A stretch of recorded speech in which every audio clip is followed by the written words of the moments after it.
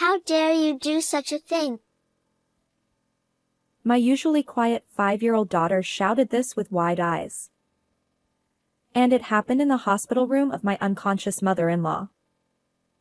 My normally calm daughter looked like a completely different person, with a resolute expression that took my breath away. "What are you talking about?" I asked. Then, there was someone who started trembling at the next words my daughter said. At that moment, a terrifying suspicion arose within me. However, the truth was far beyond anything I could have imagined. Please listen to my tumultuous experience. I am Michelle. At 26, I married my husband David, who was my boss at work, and moved into his family home. Since I was originally in charge of the e-commerce department, I was allowed to switch to working from home after getting married. Although I was worried about living with my in-laws, my mother-in-law was kind, and we got along well. However, my father-in-law was a quiet and unfriendly person. When I talked to him, he often ignored me, only responding with a yes or a no. I spent my days anxious, wondering if he really disliked me. When I consulted my mother-in-law, she would only say, "He doesn't dislike you. He's just not good with words. I'm sorry." Since my parents lived far away, I relied on my husband and in-laws, but I tried to avoid my difficult father-in-law as much as possible. After that, my daughter Emma was born. She had beautiful dark eyes. However, there were some concerning behaviors. By the time she was 2, she could speak and had the ability to read people's minds. For example, Mom, Grandma seems to have a headache. "What?" Worried, I asked my mother-in-law if she was feeling unwell. "How did you know?" "I've had a migraine since this morning. I didn't tell anyone because I didn't want to worry anyone." "Oh, I just thought you looked a bit pale." I didn't want to surprise my mother-in-law, so I didn't mention that Emma had guessed it. But I was amazed by Emma's mysterious power. By the time she was 3, she started saying things that seemed to see right through my heart. Mom, I hope you can get along with Grandpa. What? Why do you think that? Even though I treated my father-in-law normally on the surface, how did Emma know what was in my heart? However, at that moment, Emma started playing with her toys and didn't answer my question. When she was 4, something decisive happened that confirmed her powers. A few days earlier, an elderly neighbor who lived alone had passed away. Emma was talking to herself while looking out the window. I understand. It's in the garden. She said this, filled a cup with water, and started to go outside. Worried, I followed her and discovered a small flower seedling planted in a pot in the corner of the neighbor's garden. The deceased lady next door asked me to do this. Emma said this as she watered the seedling. Maybe Emma can communicate with her mind. I believed this, but my husband didn't. In fact, he found it creepy. Your poor parenting is making her a weird kid with delusions. You need to raise her better. Are you saying everything Emma says is a lie? Of course. If she says something like that in front of me, I'll scold her. I was shocked by my husband's unusually harsh words. At that time, my father-in-law was nearby and overheard our conversation, but he turned his face away and pretended not to hear, not even defending me. I felt quite frustrated. I thought about consulting my mother-in-law, but it would mean speaking ill of her son and husband, so I kept quiet. One night, I heard loud voices arguing from my in-laws' room. Why would you say such a thing? Enough already. I couldn't make out the details, but it seemed like my husband and in-laws were arguing. I was worried about the three of them but couldn't intervene. When my husband returned to our bedroom with a flushed face, he explained that he had argued with his father because he was being harsh on his mother, and my husband had defended her. This was something my father-in-law was capable of. I believed my husband's story and sympathized with him for standing up for his mother. A few days after that argument, something terrible happened. That day, I had a meeting at the head office. Suddenly, I received a call from my husband. Michelle, something terrible has happened. Why are you so panicked? Mom collapsed while scratching her throat and is now unconscious. What?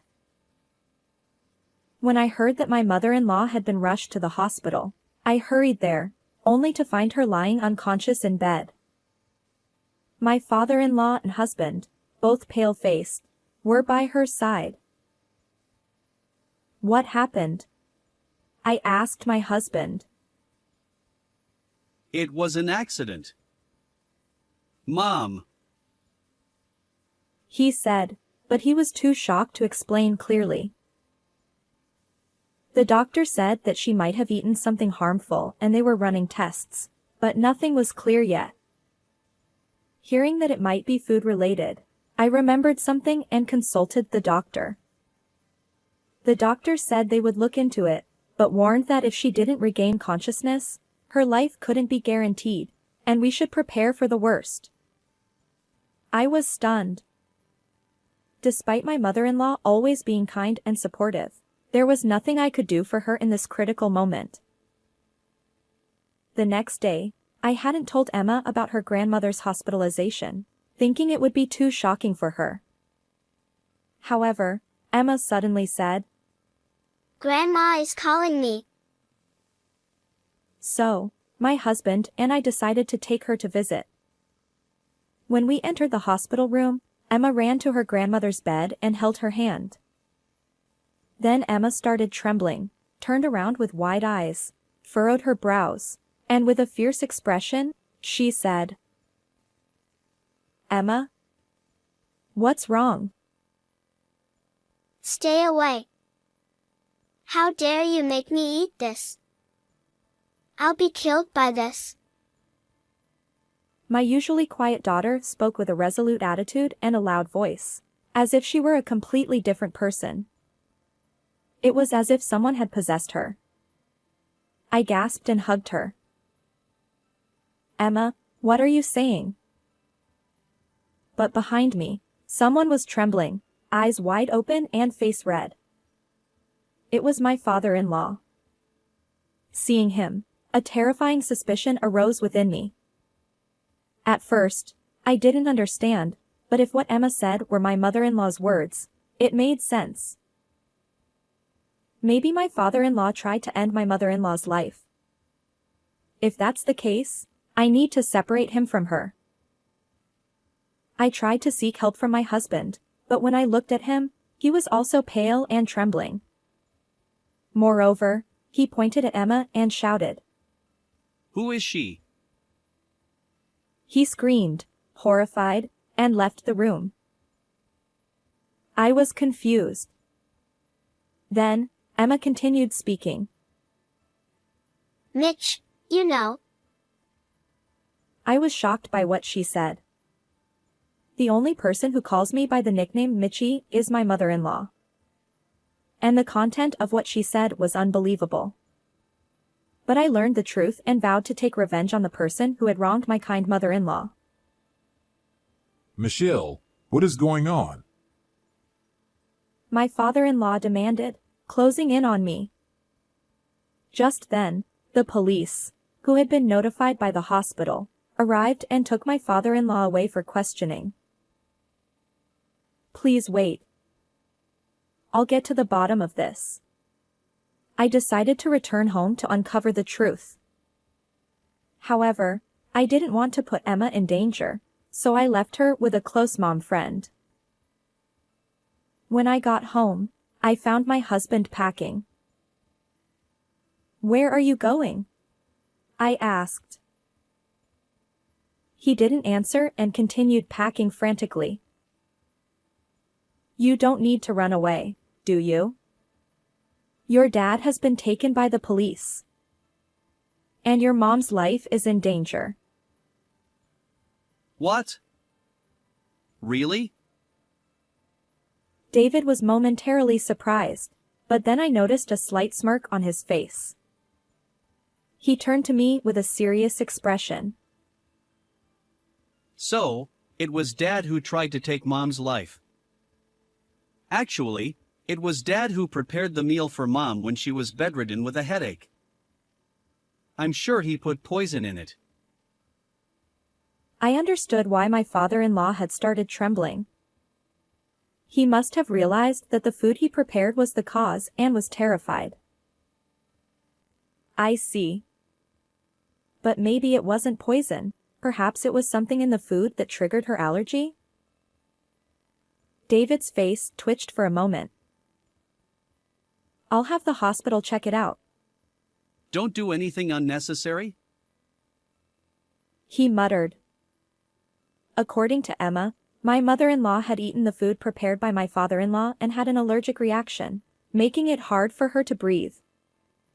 My mother-in-law had a rare allergy to a specific protein in crabs. Since crab wasn't a common part of our daily meals, it usually wasn't an issue, but if she accidentally ate it, she would experience severe symptoms like nausea and difficulty breathing. Only my father-in-law, David, and I knew about this. I informed the doctor about this to help with the treatment, but I kept it a secret from my husband. It must have been Dad. He probably did it for Mom's inheritance. David exclaimed. My mother-in-law was the only daughter of a wealthy family, and my father-in-law had no rights to the inheritance. I spoke to my husband with a big smile. I see. But if your dad tried to end your mom's life, he would lose the right to inherit. Oh. So all of your mom's assets would go to you? Lucky you. That's right. I'll be rich. This will clear all my debts. I'll make sure you and Emma live a luxurious life. Great. I'm so happy. I've always wanted to live a life of luxury. But do you think your dad will admit to what he did? When I murmured this with concern, David's eyes narrowed sharply, and the corners of his lips curled into a sinister smile. It was as if he was enjoying the next move. That's why you need to testify, Michelle. Say that Dad put crab in the food. I see. So I just need to lie. Exactly. You're quick to understand. That way, Dad will lose his right to the inheritance, and he'll end up behind bars. I pretended to go along with my husband's plan. He smiled, satisfied, thinking he had me on his side. But I was getting closer to the truth. But your mother might survive with the hospital's treatment. You thought you'd become rich, but if she lives, it won't happen. Don't worry. I'll secretly put this in her mouth at the hospital. David showed me a bottle of powder. Is that crab powder? Exactly. I put this in the food too. Let's get rich together. I knew from Emma's story that my husband had tried to harm my mother-in-law, but I had no proof. Hearing his evil plan clearly made me feel ashamed. Why would you go that far? You would eventually inherit her estate anyway. Because she wouldn't listen to me. I asked her to help pay off my debts, but she told me to solve it myself. Parents are supposed to help their children. believing I was on his side, my husband started talking about what he had done. According to him, the argument between the three of them was about my husband demanding the inheritance from my mother-in-law, and my father-in-law defending her. David had embezzled company funds and fallen victim to an investment scam. Desperate to fix the situation, he planned to use his mother's assets. However, my mother-in-law refused, thinking it wouldn't help him in the long run, leading to the argument. I see. Now I understand everything. I have your confession, so I'm going to report you to the police. What? What are you talking about, Michelle? This is our chance to get rich. I told David that I had recorded our conversation. In fact, I had only been playing along to get his confession. I coldly told him, I don't need money. I can't betray my kind mother-in-law. And honestly, I've lost all respect for you. You tricked me. In that case, I'll make sure you can't talk either. David said, furrowing his brows deeply, narrowing his eyes, and giving me a cold smile as he tried to attack me. I shouted at him. Stay away. This conversation is connected to a friend. What? No way. I need to get out of here. David hurriedly grabbed the packed bags and tried to flee. Actually, when I left Emma with my mom friend, I had explained the situation and asked for her help. I had kept my phone connected during the conversation with David. Then, I heard the sound of police sirens, alerted by my friend. No way. David let out a pathetic cry as he tried to escape through the back door, but he tripped and fell face first onto the floor. He hit his face hard, causing his nose to turn red and bleed. He clung to me, looking pitiful with snot, tears, and drool all over his face. Michelle, please, help me. Tell the police that the culprit is Dad. David's appearance was miserable. I have no intention of helping you. Reflect on your actions behind bars. No. David was taken away, crying loudly. Serves you right, I said, watching him with contempt. After that, David was found guilty. He was sentenced to many years in prison for embezzling company funds and attempting to end my mother-in-law's life. He also lost his right to inherit my mother-in-law's estate as a disqualified heir. With compensation to the company and debts to pay, a difficult life awaited David even after his release. Of course, I divorced him and demanded $20,000 in alimony and $150,000 in child support. I am now living with my in-laws and Emma, the four of us together. Although my mother-in-law has some physical limitations, she is recovering. Seeing my father-in-law diligently take care of her, I realized that he is truly a kind person, just not good with words. As my daughter grows, her mysterious powers seem to be fading. We are living peaceful and happy days. My in-laws encourage me to remarry since I am still young, but I have no such intention at the moment. I am happy just seeing my daughter smile. How did you like this story? Please don't forget to subscribe to the channel. See you in the next video.